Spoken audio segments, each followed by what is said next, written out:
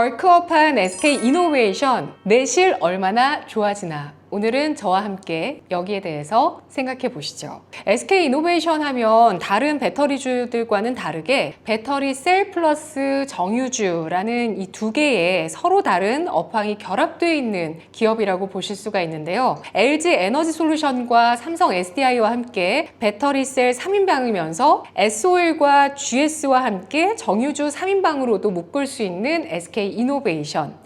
배터리 8대 종목 가운데서는 LG화학이 석유화학을 하면서 바이오와 배터리 소재를 한다는 점에서 같은 위치에 놓을 수 있겠는데요. 여기에 지난해 11월 SK그룹 내 리밸런싱 작업의 일환으로 SK이노베이션과 SKENS가 합병 법인으로 공식 출범했었죠. SK그룹은 지난해 한 해 동안 실적 부진과 중복 투자 문제를 해결하기 위해서 고강도 리밸런싱, 구조조정 작업을 본격화했는데요. 배터리 등 주력 사업이 부진을 겪는 가운데 219개에 달하는 SK그룹 내 계열사 구조가 어떻게 정리될지 주목을 받은 바 있습니다. SK그룹 계열사는 국내 대기업 집단 가운데 가장 많았는데요. 2위인 카카오 128개보다 100개 가까이나 더 많았죠. SK그룹 리밸런싱은 계열사 정리와 투자 유치나 지분 매각 등을 통한 자금 확보에 초점을 뒀고 SK그룹 양대 캐시카우, 즉 SK이노베이션을 중심으로 한 에너지 화학과 SK하이닉스 중심의 반도체, 이 두 개 섹터 모두 업황 부진 여파를 겪으면서 최태원 SK그룹 회장이 그룹 경영체제 개편에 칼을 빼들었습니다. 이러한 결과물 가운데 하나로 SK이노베이션과 SKENS가 합병을 하게 되면서 자산 규모 105조 원, 매출 88조 원에 달하는 아시아태평양 지역 최대 민간 에너지 기업으로 첫 발을 내딛게 됐습니다. 리밸런싱 효과를 통해서 통합 시너지를 극대화하고 에너지 사업 전반의 안정적인 포트폴리오를 구축해 나가겠다는 방침인데요. 당장 풀어야 할 숙제도 있습니다. 석유 사업 정제 마진 하락과 배터리 사업의 부진인데요. 이번 합병을 통해서 균형 있는 에너지 포트폴리오를 갖추면서 사업 간 시너지를 통해서 고객과 시장을 더욱 확장하고 이를 통해서 더 큰 미래 성장을 그려나가겠다는 포부를 드러냈습니다. SK이노베이션 사업 구조를 보시면 생각보다 좀 방대한데요. 크게 에너지, 석유화학, 윤활유, 분리막, 배터리 이렇게 보실 수가 있습니다. 여기에 SKENS가 들어오게 되면서 LNG 밸류체인과 수소 생산까지도 포함을 하게 됐습니다. 좀 더 세부적으로 보실까요? 에너지 부문에는 자원 개발을 하는 SK온, 석유를 정제하는 SK에너지, SK인천석유가 있습니다. 여기에서 원유를 정제해서 LPG, 휘발유, 납사, 등유, 경유, 중유, 기타 이렇게 만들어내죠. 다음은 석유화학 부문인데 SK지오센트릭이 담당합니다. 에틸렌, 부타디엔, PX, 프로필렌을 생산하고 이를 통해 폴리에틸렌과 PP, 폴리프로필렌을 만드네요. 그 다음으로는 윤활유를 보실 수가 있는데요. 이 윤활유는 SK엠무브가 담당합니다. 이 회사는 올해 상장 계획이 있다고 하고요. 윤활기유와 윤활유를 생산합니다. 대한민국 넘버원 엔진 오일 브랜드가 뭐죠? 바로 지크죠. 이 지크가 SK엠무브가 생산하는 윤활유이고요. 고급 윤활기유인 유베이스 그리고 윤활유인 지크 이렇게 두 가지가 SK엠무브의 경쟁력입니다. 그 다음으로는 배터리인데 SK온이 담당하는 배터리 셀이 있습니다. 그리고 배터리 소재 가운데 분리막에 SKI 테크놀로지가 있죠. SKI 테크놀로지는 SK이노베이션이 61.2%의 지분을 보유하고 있습니다. SKI 테크놀로지가 유가증권 시장에서 시가총액 1조 8,300억 원 정도의 거래가 되고 있으니까 이 회사 지분 가치만 해도 1조 1,000억 원이 넘네요. 그리고 SK E&S가 들어오면서 천연가스 광구와 LNG 수송 저장, LNG 발전소, 도시가스 등을 공급하는 사업도 포함하게 됐는데요. 수소 생산도 하는데 SK E&S는 세계 최대 규모의 액화 수소 플랜트를 인천에 건설해서 연간 최대 3만 톤의 액화 수소 생산 계획도 갖고 있습니다. 국내 액화 수소 플랜트는 두산 에너빌리티, 효성중공업, SK E&S 이렇게 담당하고 있습니다.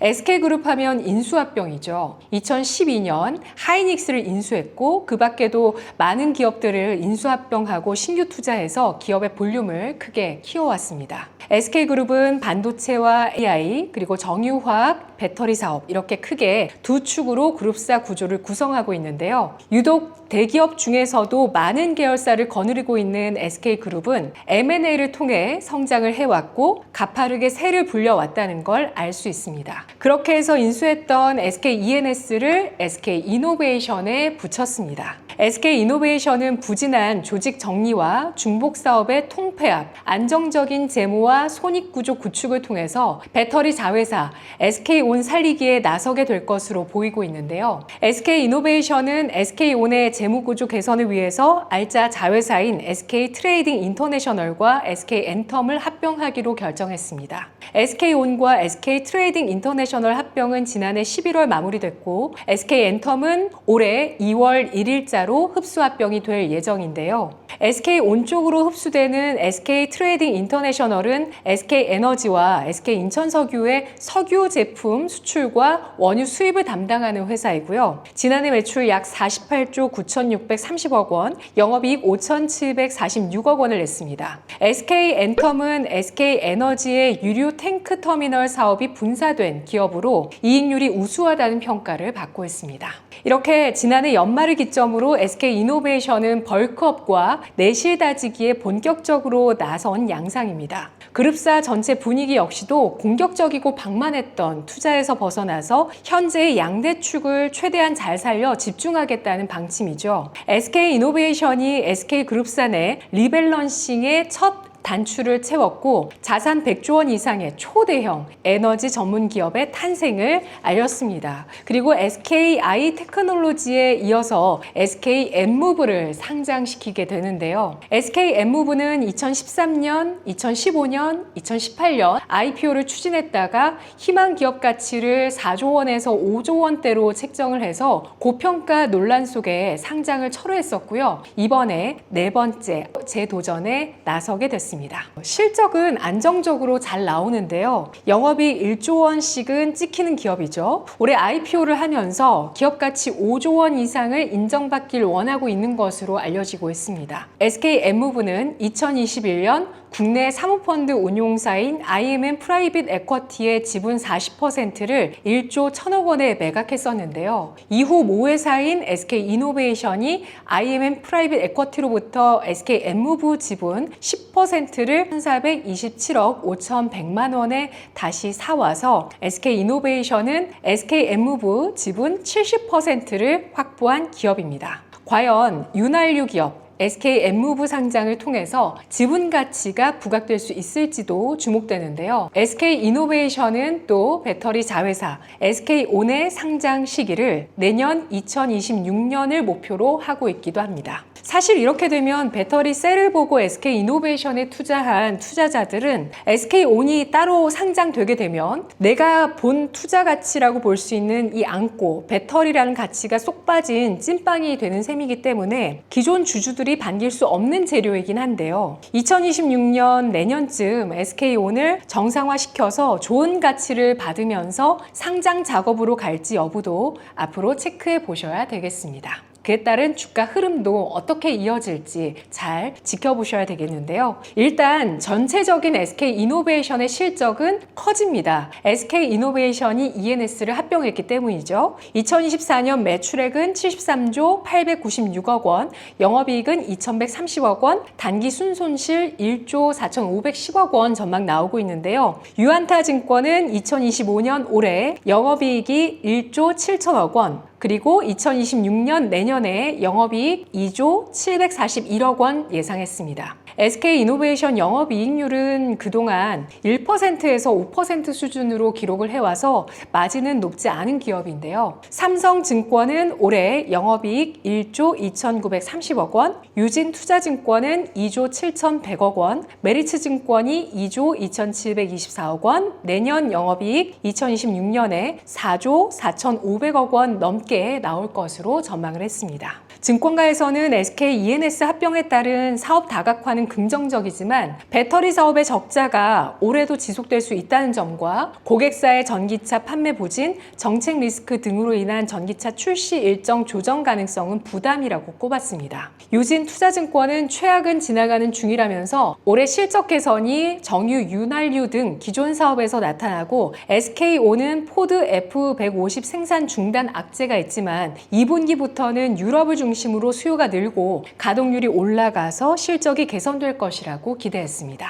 그리고 SK엠무부는 기존 윤활유 외에도 데이터 센터, EV, ESS 등 신규 어플리케이션이 확대되면서 20% 이상의 수익성을 유지할 것이고 SK E&S 합병으로 인해 재무 안전성을 확보해서 주가가 안정적인 흐름을 이어나갈 것으로 판단했습니다. 메리츠증권은 합병 법인이 출범되면서 연결 손익과 재무 구조가 개선되는 착시 효과가 있다면서 원유, 가스, 밸류체인 구축 이후에 2027년 이후에 ROE 10% 달성을 목표로 하고 있는데 긍정적인 합병 스토리에 이어서 시너지를 숫자로 증명해야 가치 재평가가 정당화될 것이라고 설명했습니다. 그리고 올해 고비는 2차전지 자회사들 IT테크놀로지와 SK온의 펀더멘털 회복 여부라고 꼽았습니다. 합병으로 인한 벌크업은 좋지만 내실을 다질지는 좀 더 지켜보자. 그래도 최악은 지나가고 있다라는 이런 증권사들의 의견들이 나오고 있는데요. 여러분은 어떻게 보시나요? 최근 뉴스를 보면 SK온이 베트남 남동부 해상에서 새롭게 원유를 발견했다는 소식도 나오고 있는데요. 자원개발 사업 가치가 앞으로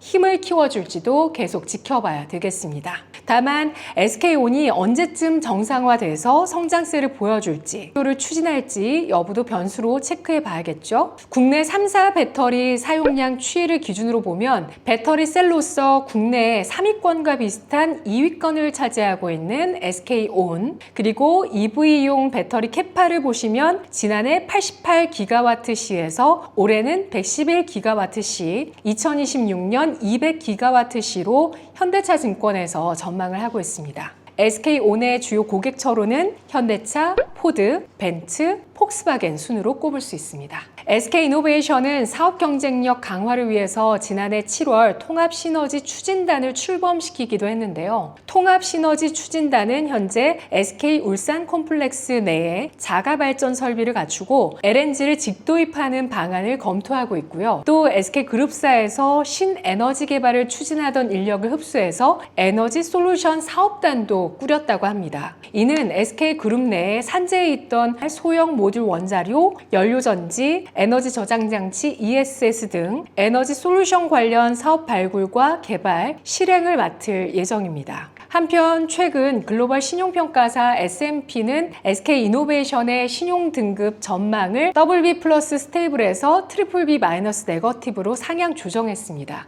S&P는 SK E&S와의 합병으로 통합된 SK이노베이션의 전반적인 사업과 수익성의 변동성이 개선됐다고 평가하기도 했습니다. SK이노베이션의 시가총액을 보시면 18조 원을 기록하고 있는데요. 영업이익이나 당기순이익이 올해와 내년을 지나면서 1조 원, 2조 원, 3조 원, 4조 원까지 넘어서게 될 것으로 전망이 나오고 있는데 이 가운데 중간 정도 2조 원을 넘어선다고 가정을 했을 때 현재 시가총액 대비해서 PER은 9배 수준입니다. 어떠신가요? 자원 개발부터 정유, LNG, 윤활유, 분리막, 배터리셀, 수소까지 포함하는 아시아 태평양 지역 최대 민간 에너지 기업으로서의 밸류에이션이라면 좀 싸게 느껴지시나요? 혹시 비싸다고 보십니까? 저는 그래도 좀 따지자면 전자, 싸다는 쪽인 것 같습니다. 무엇보다 업황이 바닥을 통과하는 과정에서 벌크업을 단행했고 시너지에 대한 가능성이 있다는 쪽 볼 수 있지 않을까요? 주가는 2021년 32만 2,200원대